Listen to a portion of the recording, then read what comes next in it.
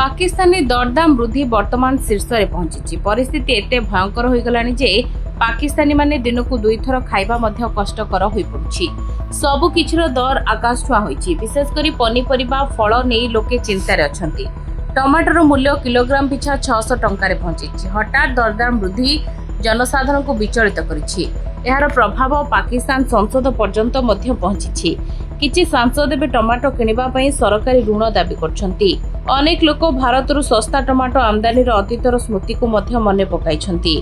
Social media रे viral होतिबा एक video रे जने पाकिस्तानी सांसद टमाटर वर्धित मूल्य उपरे चिंता प्रकाश करी कहिसंती जे एगुडी को पाइबा कष्टकर। सेही टमाटो को 75 टंका प्रति किलोग्राम उपलब्ध कराइबा पई तांको साथी सांसद फारूक साहेब को धन्यवाद जणाइछंती।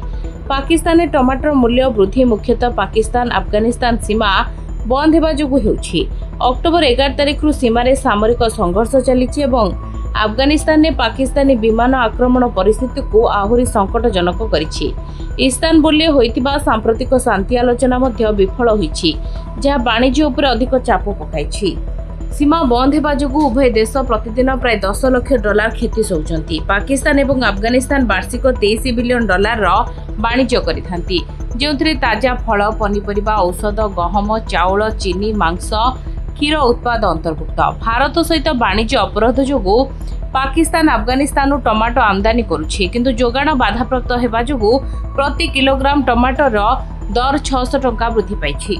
यह सहित पाकिस्तान अन्यान्य पनीपरिबार दर आकाश छुआ हेबारे लागिछि। रसुण किलो पिछा 400 टंका, अदा 750 टंका, पियाज 120 टंका, मटर 500 टंका, कैप्सिकम भेंडी 300 टंका, काकुड़ी 150 टंका, स्थानीय गाजर 200 टंका, लेंबू 300 टंका बिक्री होछि। धनिया पत्र सरू बिड़ा 50 टंका मिलुछि।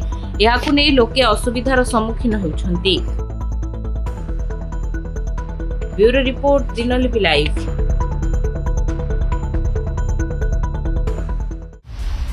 दिनलिपि लाइव को एबे ही लाइक शेयर सब्सक्राइब करंतु।